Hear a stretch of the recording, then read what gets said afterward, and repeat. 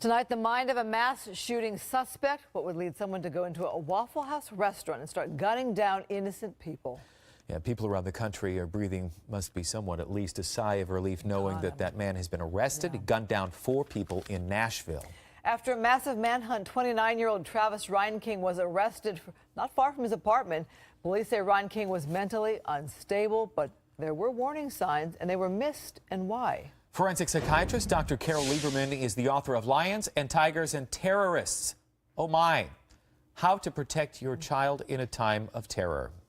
She joins us now to talk about what appears to be a rash of recent attacks by mentally ill people. I'm just thinking of the title of your book, that we have to think about this with our children today. Yes, absolutely.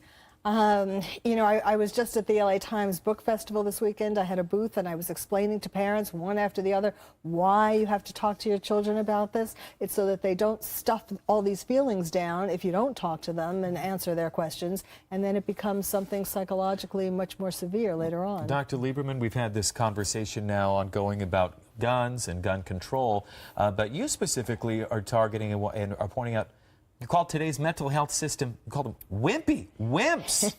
Yes, I do. You know, this is just like the Parkland school shooter, the Waffle House shooter. What they have in common is that they were both mentally ill, and they both had some contact with the mental health system. And the Waffle shooter, Travis Reinking, apparently was hospitalized, although it's not clear for how long, but he wasn't hospitalized more recently, or else he wouldn't have been able to conduct this shooting. So yes, I say that they're wimpy because psychiatrists, mental health professionals are afraid these days of hospitalizing people against their will. Because they're afraid of being sued, they're afraid of the patient's advocate rights, patients' rights people coming after them. And, you know, of course we don't want to just lock up anybody for, you know, no good reason. But if someone is a danger to themselves, a danger to others, or gravely disabled, meaning they can't provide food and clothing and shelter for themselves, those are the reasons that you can, in fact, hospitalize someone against their will. For how long? Well, it depends. It's a little different in each state, but at least 3 days, and then they get to have a hearing in front of a court administrator of some sort, a judge or someone from the court, to ask for a release if they want to be released. And then the doctor can say, well, no, this person shouldn't be released because he's still a danger to himself or others or gravely disabled. And obviously, both for the Parkland school shooter and now the Waffle House shooter, they were obviously a danger to others. You did your residency at Bellevue, and so you know what you're talking about. We know you know your stuff. Yes.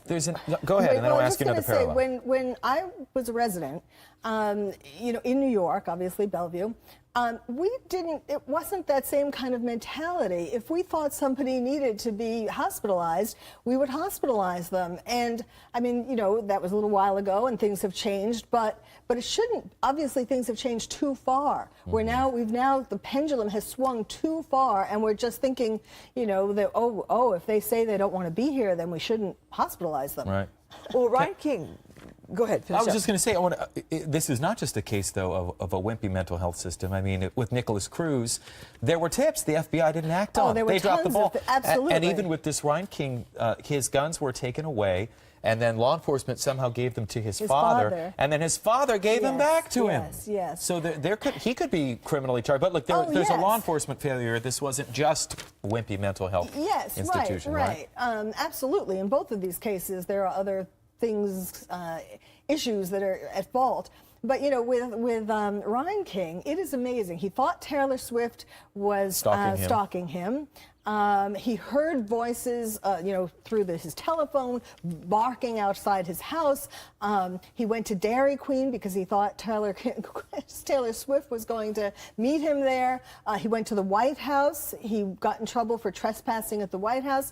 I mean, there were so many instances, at least from 2016 on, so many instances where the police were involved and where he should have been hospitalized and given the right medication and treatment and so on. And this wouldn't have happened. You know, we're hearing about this now. I got to think the family has dealt with this for perhaps a lifetime of seeing problems with this young person, or perhaps the onset of some kind of mental health illness.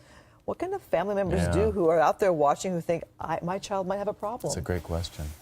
It is very frustrating for parents of mentally ill children because of this very fact that sometimes they call authorities, like in this case, they called the police, they called the emergency room, and if the emergency room doesn't admit him and sends him back to the family, it's very frustrating. They can't make, especially after 18, they can't make the hospital take him in.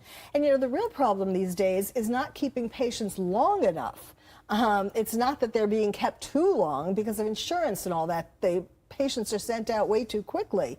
So this needs to change.